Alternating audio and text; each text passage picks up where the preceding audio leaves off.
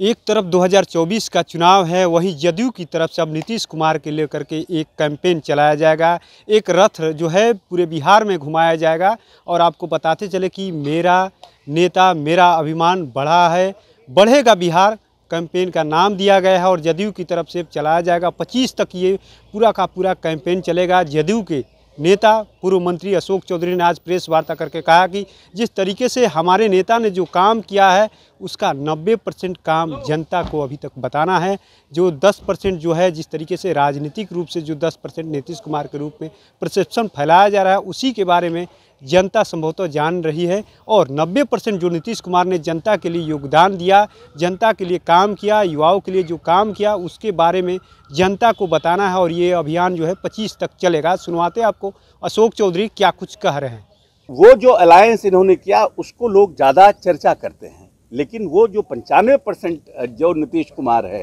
या 90% जो नीतीश कुमार है, जिसने इस बिहार के पूरे स्वरूप को बदलने का काम किया, जिस बिहार की स्थिति क्या थी 2005 के बाद, और उस बिहार को पूरी तरह से कैसे बदलने का काम किया। एक होता है कि आपको एक ऐसी गाड़ी मिलती है जिसमें ना लाइट है, ना हॉर्न है, ना टायर है, और उस गाड़ी से आपको रेस जीतना होता है। और एक गाड़ी आपको ऐसी मिलती है जो चलती रहती है, उससे आपको रेस जीतना होता है। तो जो गाड़ी चलती रहती है उससे रेस जीतना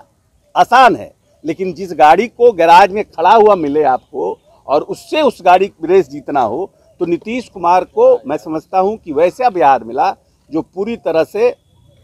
जातीय उन्माद में फंसा हुआ बिहार था और धार्मिक उन्माद में फंसा हुआ बिहार था। और बिहार का बजट भी हम समझते हैं कि 24,000 करोड़ था। और आज नीतीश कुमार ने अपने वित्तीय प्रबंधन से, अपनी दूरदर्शिता से इस बिहार को जो 4-5 राज्य हैं देश के, उनके श्रेणी में लाने का काम किया। और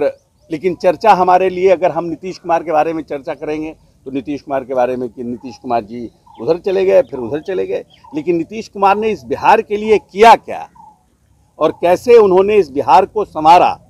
जाति पाति से बाहर निकल करके हमारे जो नौजवान साथी थे उनके लिए कैसे उन्होंने योजना बनाया, कैसे यहाँ संस्थानों का निर्माण किया, कैसे इस प्रदेश में BIT, IIT, NIT, Chandragupta management संस्थान, यहाँ पे निफ्ट के संस्था को लाना, किस तरह से यहाँ पर विश्वविद्यालयों का निर्माण करना, ये एक दूसरा नीतीश कुमार का स्वरूप है। जो नीतीश कुमार ने मूलभूत संरचनाओं का विकास किया, जिस नीतीश कुमार ने जहाँ पर 2005 में 1000 मेगावाट बिहार में बिजली का खपत था, जो आज लगभग 7,500 मेगावाट बिजली का खपत बिहार कर रहा है, ये दूसरा नीतीश कुमार है। लेकिन उसकी चर्चा कम होती है और पॉलिटिकल नीतीश कुमार की चर्चा ज़्यादा होती है। लेकिन Nitish Kumar as a diplomat, as a statesman, as a Gandhian जिसको हम कहें, उस नीतीश कुमार की लोग चर्चा कम करते हैं। तो जो 18 साल के, क्योंकि माननीय नेता का 18 साल हो गया और 18 सालों में जो बच्चे पैदा हुए उनको तो पुराना बिहार का पता ही नहीं है, या फिर जो 18 साल जब नीतीश जी आए 2005 में, तो उस समय 4 साल 5 साल के जो बच्चे रहे होंगे उनको भी पुराना दौर याद नहीं है कि किस तरह का दौर था, कैसे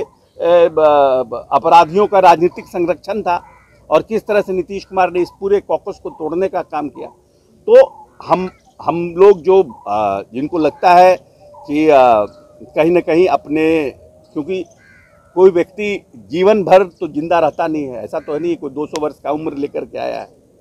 लेकिन जिस व्यक्ति ने इस बिहार के नवनिर्माण में अपना पूरा समर्पण कर दिया, और उस व्यक्ति को अगर हमारी नौजवान पीढ़ी समझ नहीं पाई, उस नौजवान पीढ़ी को उस नीतीश कुमार से हम लोग रूबरू नहीं करा पाए, तो हम लोगों को लगता है कि हम लोगों ने इनजस्टिस किया है अपने साथ और अपने नेता के साथ।